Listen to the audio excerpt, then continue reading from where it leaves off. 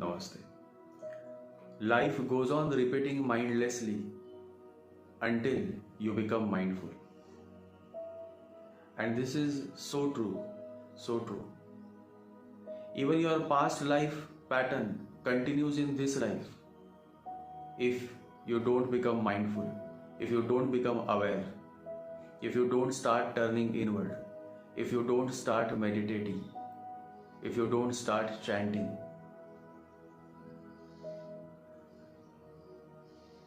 The pattern remains the same, only the design changes.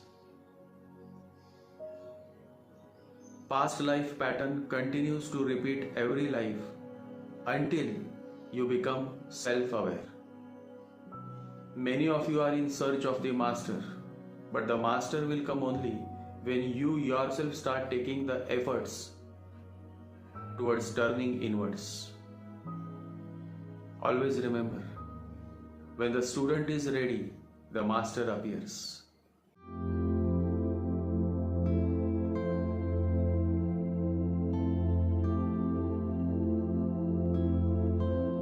So you have to start taking efforts. Only then the master will appear.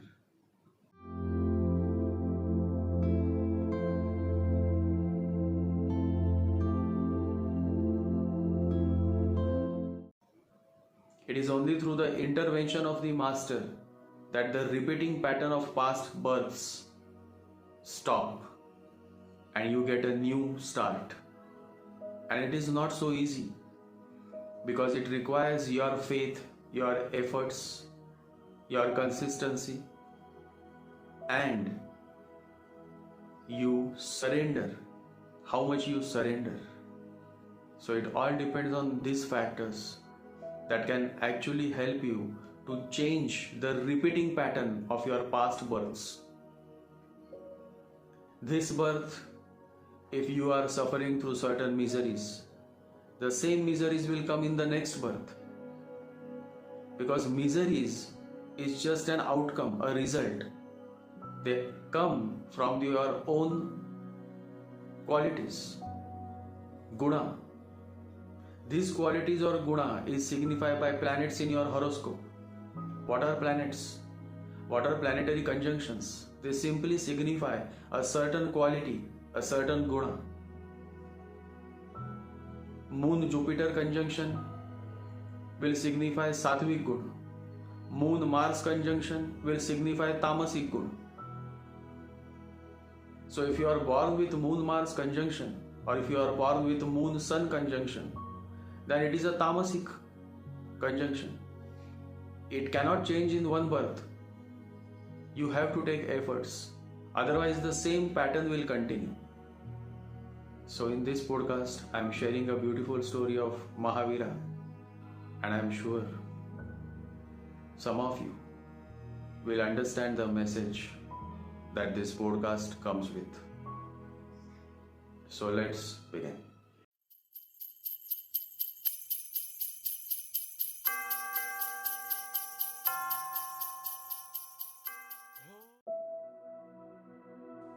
From my childhood days, I had great love, or you can say attraction, towards the Mahavira.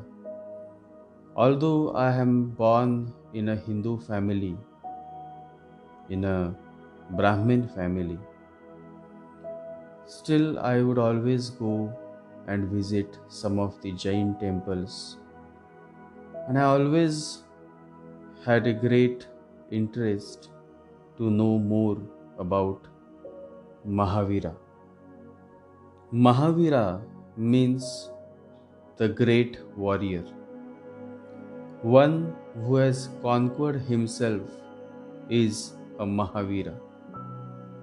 The real battle is never meant to be with the outside world.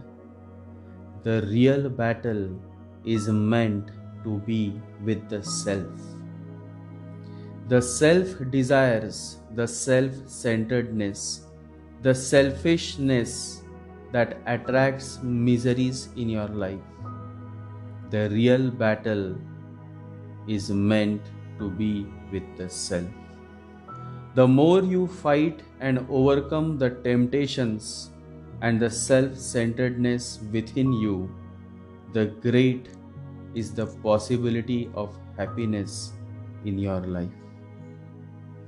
And one who overcomes the temptations, one who slips out of the mind and realizes his or her true self, is a Mahavira.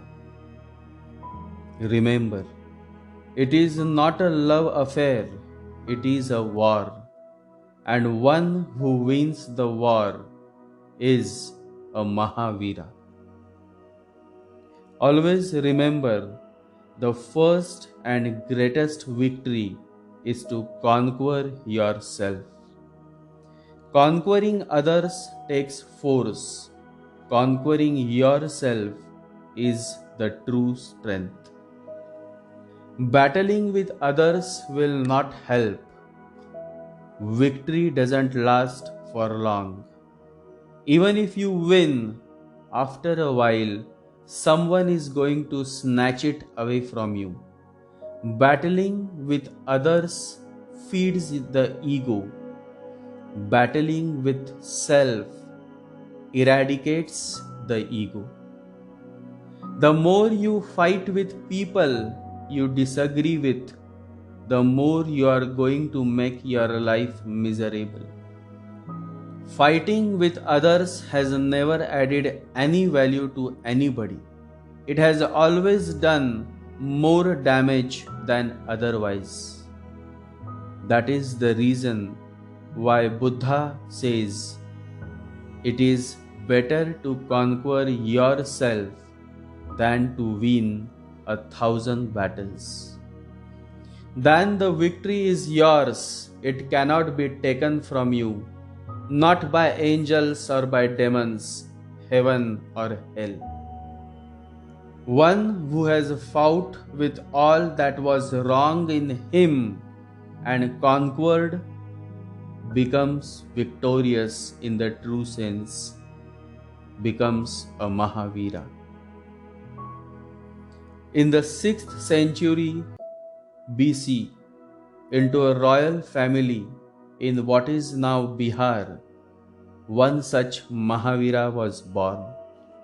Mahavira was not his original name. He was born as Vardhaman. And the journey of his life from being a Vardhaman to being a Mahavira is simply fascinating. At the age of 30, Prince Vardhaman left his home, the royal palace. In the pursuit of spiritual awakening, he left everything. He abandoned all worldly possessions and became an ascetic. What a great soul he must have been. He simply renounced everything in the pursuit of realizing the beyond. When you have everything, every pleasure of this material world is at your feet, and yet you are giving up everything in the pursuit of the divine truth, that is when the act of renouncing makes sense. Renouncing is when you are at the height of your success and yet you leave everything behind in search of the divine.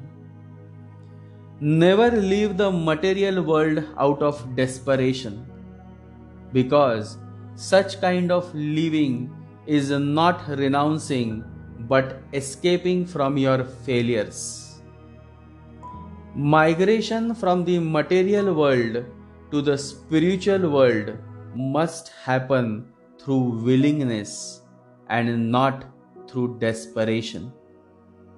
Unfortunately, many become monks out of desperation. Such a monkhood is of no use. It is better to live as a common man performing daily duties than to become a monk out of desperation. Vardhaman, the royal prince, had all the riches and royal privileges. He was born to the royal family, yet he willingly renounced the riches, the wealth, the power, the pleasures, and he set out in search of the divine, in the pursuit of spiritual awakening. His migration from the material world to the spiritual world was out of willingness and not desperation. Such an act of renouncing is a sign of a true seeker, and only such a true seeker could succeed. For the next 12.5 years, Vardhaman practiced intense meditation and severe austerities, after which he is believed to have attained Keval Jnana, omniscience. Vardhaman means one who is evolving, and through his intense meditation and deep penance, he conquered all that was wrong in him. He conquered himself, and the day he attained self-realization, the day he conquered himself, Vardhaman died and Mahavira was born.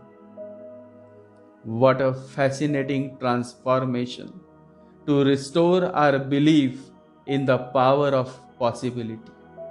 Astounding.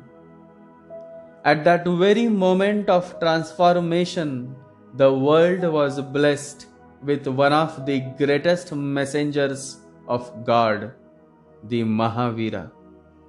Today, millions and millions of people worship Mahavira and follow his teachings, and these faithful people are called Jains, the followers of Jainism.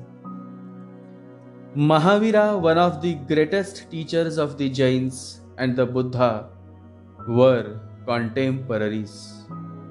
But Buddha loomed so magnanimously, he was such a huge tree that for 300 years, scholars, historians, and philosophers thought that Mahavira was not separate from Gautam Buddha, that Mahavira was another name of Gautam Buddha, because it is a title, just as Buddha is a title. Buddha means the awakened one. Mahavira means one who has conquered himself. It is just in the recent decades that scholars have realized the unique divinity of the two greatest masters of the 6th century. Certain stories related to the teachings of Mahavira are fascinating and insightful. And there is one such story that shares a certain revelation, and it is worth knowing. A young prince came to know about the teachings and miracles of the Mahavira. And the more he would learn about the teachings and the miracles of this great master, the more he would long for his darshan, a glimpse of the divine master. But the Mahavira would not come to the palace. All efforts to pursue him failed. Finally, the prince, who by now had become an ardent devotee of the Mahavira, decided to leave the palace and renounce this material world. He left everything, all his wealth, his power, his royal privileges, and one dark night he left his kingdom in search of the divine master, the Mahavira. For many days he searched and searched until one afternoon he finally found the place where the Mahavira was staying. Immediately he reached that place. It was in the jungle, somewhere near the woods, a small hut, and the prince rushed towards the hut. Days and months had gone just to find the master, and now this rarest of the rare moment had finally arrived in his life. He could not wait any more. Quickly he rushed towards the hut, and the moment he was at the entrance of that small hut, a very gentle voice was heard from the inside. Suryabhan, come. I knew you would come. The prince's name was Suryabhan, and the prince was taken aback. This must be the master. This must be the Mahavira, else who can ever know the name of a stranger? Such an enlightened being has to be none other than the divine master, the Mahavira. He immediately went inside and he saw the Mahavira seated in the lotus position. What a beautiful moment it was!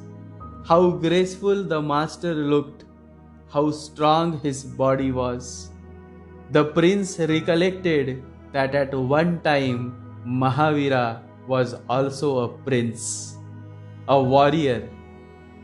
The aura, the bliss, the peace. He could feel the graceful omnipresence of the divine master. And without wasting a single moment, he said, Master, I have renounced the world. Now I just want to be with you. Please make me your disciple. Mahavira opened his eyes, and now the prince could see the eyes of the master. So deep, so divine. There was so much of compassion in those eyes, so much of divine stillness. He waited to hear the words of the master, and the master said, Suryabhan, you have been my disciple from many lives. This is not the first time that you have come to me. I have accepted you long back. I have been waiting for you. I have been receiving your prayers from the day you have been praying to meet me. Come, here is the way. What you seek is always seeking you. And the prince moved towards the master. He hugged the feet of the master. Putting his head in the master's lap, he simply started crying. He couldn't control his feelings. He couldn't control his overflowing love towards the master. The more he cried, the better he felt. Those tears were tears of joy, of love, of devotion, and of total submission to the master. Every holy book, every religion that exists under this sky simply shares one universal message: surrender to the Almighty. Unless you surrender, no matter how much clever or intelligent you may think of yourself, you are never ever going to understand the true essence of this human life. To surrender yourself towards the Master, you need not be enlightened. All you need is unwavering faith and love towards Him. The way towards enlightenment is only through total submission to the Master. For a long time, he just kept his head in his lap, and the Master smiled. He moved his soft, gentle hand on his head.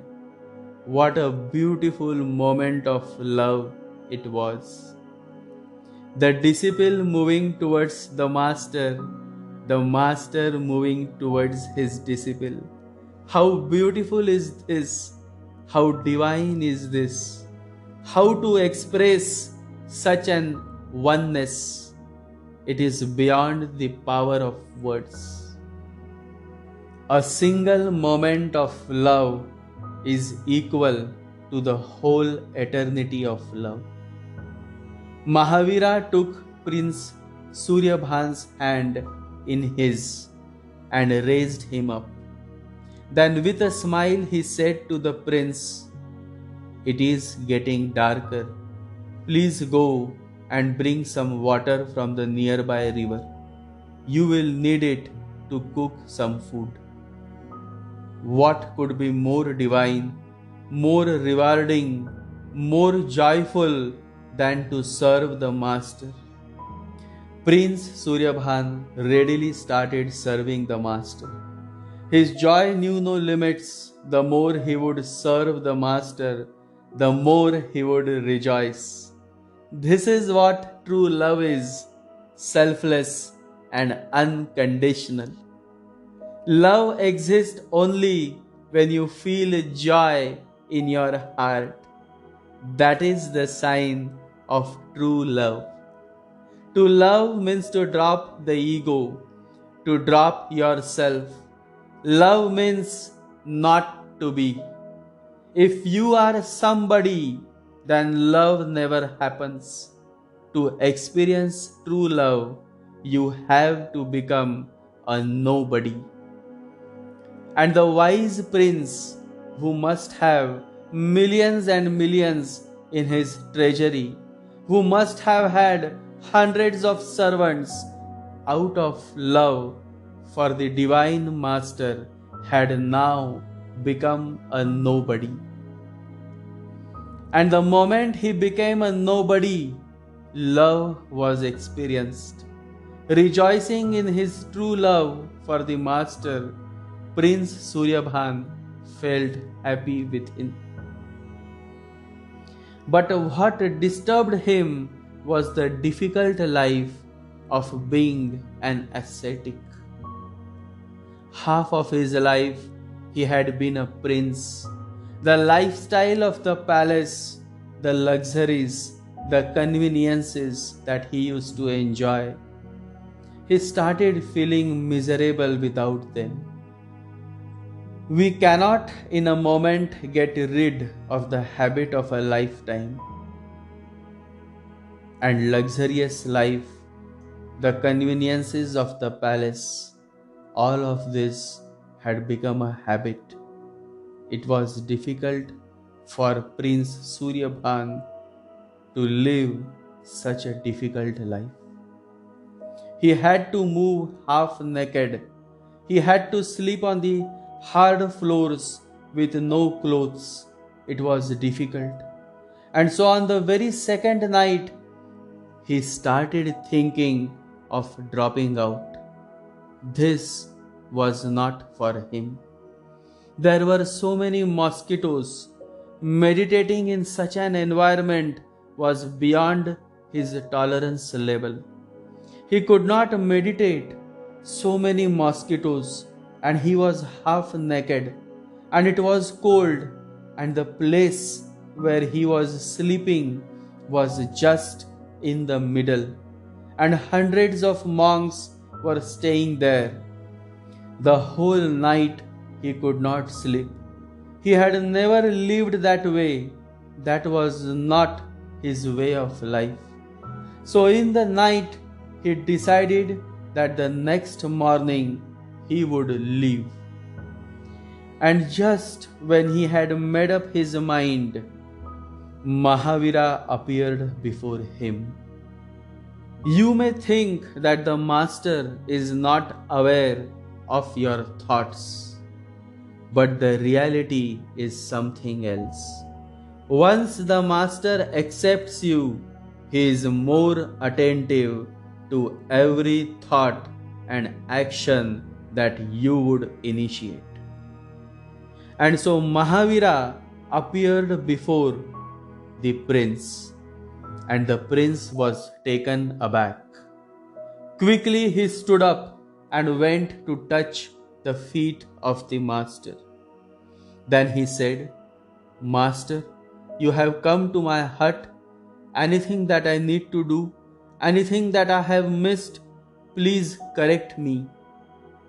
And Mahavira said, "That is the reason I have come to you, to correct you. I have read your thoughts, but before you make the decision to leave, please come here and sit in lotus position." The prince followed the instructions. He quickly sat in the lotus position.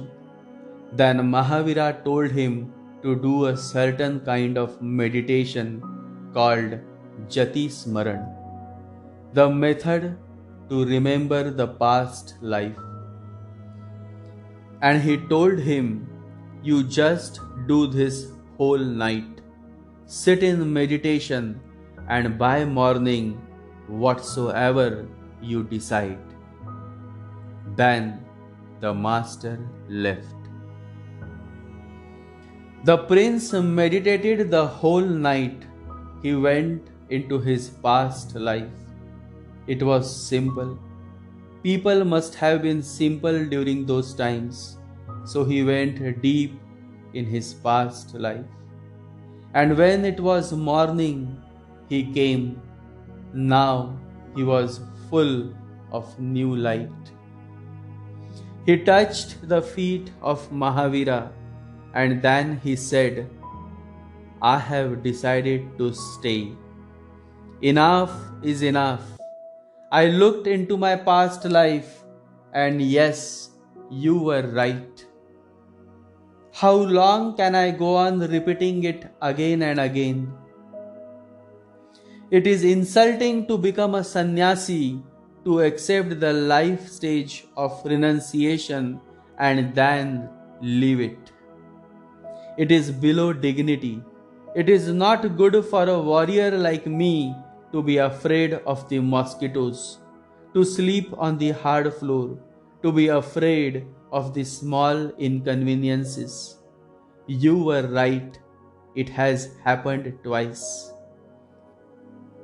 In the past life, I was initiated, and on the next morning, I had left. And I was going to do that again. I am so grateful to you that you reminded me of my past life actions, of the terrible mistakes that I had done. Else, I would have committed the same thing again, thinking that I am doing it for the first time. And this is what happens with most of you. Ignorance is preventing you from becoming conscious of your actions, and you are performing the same actions in every human life. You think you are fighting for the very first time. You think you are doing a certain action for the first time in your life, but that is an illusion in which you have been living through. Life repeats itself mindlessly unless you become mindful. It will go on repeating like a wheel. That's why Buddhists call it the wheel of life and death, the wheel of time. It moves like a wheel. Birth is followed by death. Death is followed by birth. Love is followed by hate. Hate is followed by love. Success is followed by failure. Failure is followed by success. It is a wheel. Just see. If you can watch just for a few days, you will see a pattern emerging, a wheel pattern. One day you are feeling so good and so happy, and another day you are so dull. And just the other day you were so full of life, so blissful that you were feeling thankful to God, that you were in a mood of deep gratefulness. And today there is great complaint, and you don't see the point why one should go on living. It goes on, but you don't see the pattern. Once you see the pattern, you can get out of it. The prince was able to understand the pattern. He had realized that there was a certain pattern where he had been leaving the master due to the small inconveniences that he was not ready to tolerate. And the moment he realized this pattern of ignorance and intolerant attitude of his past life, immediately he was able to get out of it. You may not able to get a glimpse of your past life, for such an experience is possible only by the grace of the Master. But you can certainly do soul searching and evaluate your life and understand the pattern that you have been following. And the secret is the pattern that you would discover remains the same in every human life. The pattern is the same, the design may vary. So, the moment you realize the pattern of your current life, you come to know where exactly you have been committing mistakes. And the moment you realize your mistake, the moment you accept your mistake, life starts transforming. Then there is no looking back. Then everything around you is the same, but you are not the same. Then there is a meaning to your life, a much clarity of purpose to your life.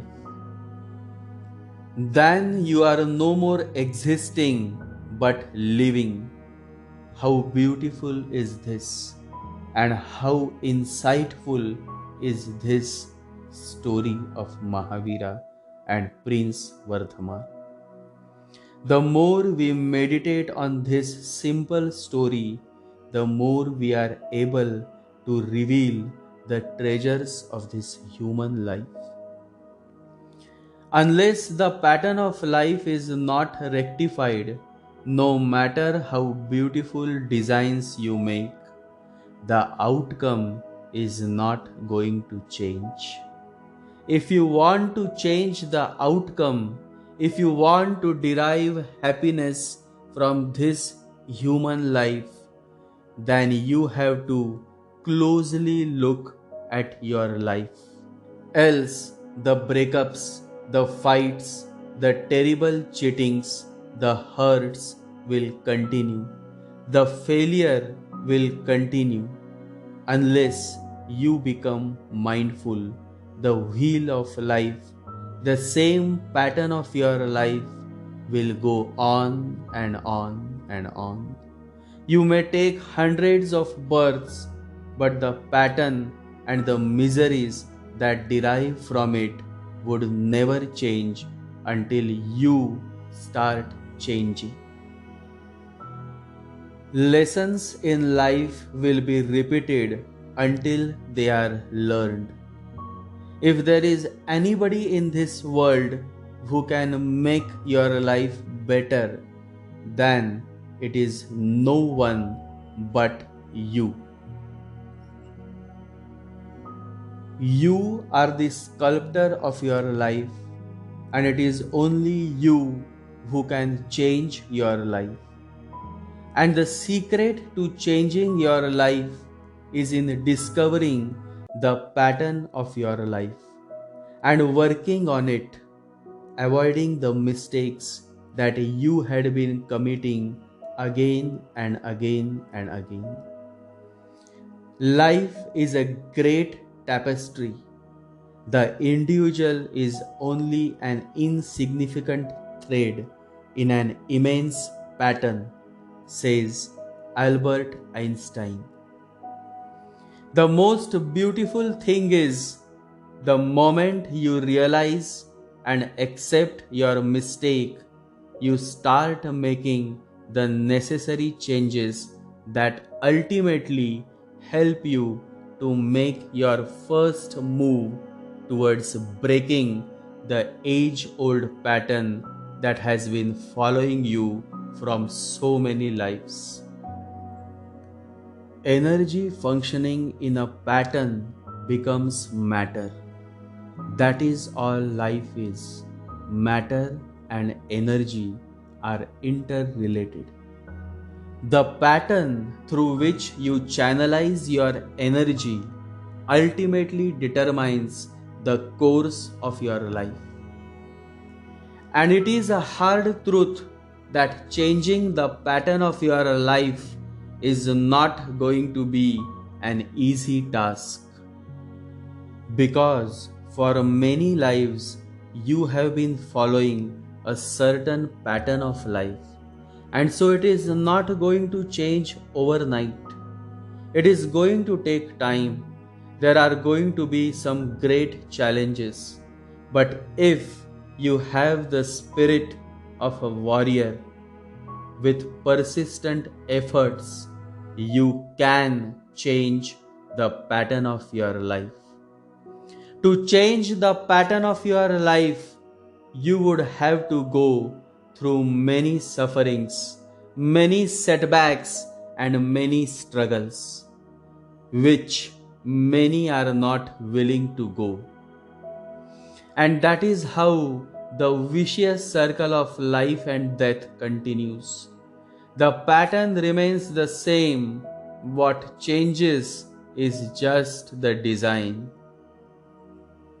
Only those who are willing to sacrifice and tolerate would be able to overcome and change the pattern of their life. And the strength and courage to overcome the pattern of your life comes from the grace and blessings of the benevolent and compassionate Divine Master. If material things are what you are talking about when you say, I am blessed, you have no idea what blessing is. The only way to overcome the unending repeating wheel of life is to realize the pattern of your life and become conscious of your actions. Remember, a mistake is not a mistake if it is repeated again and again and again.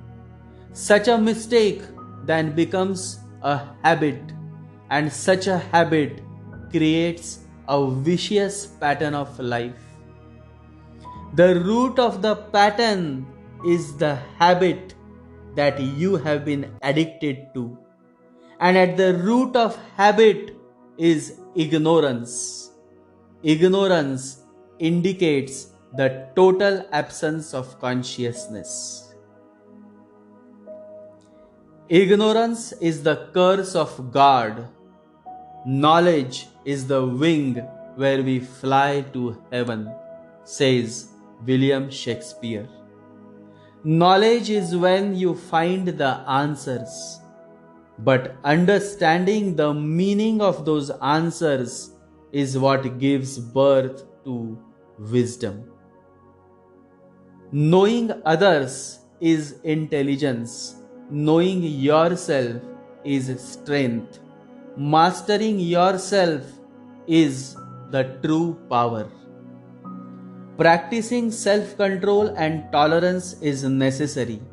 You can overcome the repeating pattern of life only when you conquer yourself. That is the way, the only way that can help you to experience a totally transformed life. The pattern of your life will continue repeating mindlessly until you become mindful. Until you make the unconscious conscious, it will direct your life and you will call it fate. No matter how small is the effort, the moment you initiate an effort towards overcoming the pattern of your life, sooner or later, life is going to change. Every morning when you get up, always say to yourself, I am starting over. A new pattern of thoughts, a new wave of emotions, a new connection to the world, a new system in myself. Remember, each morning we are born again. What we do today is what matters the most. You can change the pattern of your life. All you need is the power of constant awareness. Awareness is ever there. It need not be realized. Open the shutter of the mind and it will be flooded with light. Come back to the light within you. Remember to meditate every day. And when you meditate, remember you are not alone. Jai Sri Ganesha, Jai Guru.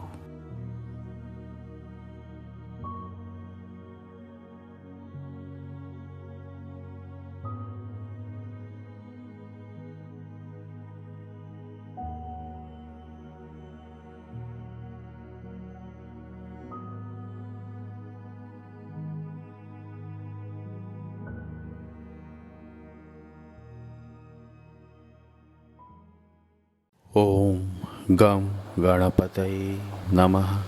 Om Gam Ganapataye Namaha. Om Gam Ganapataye Namaha.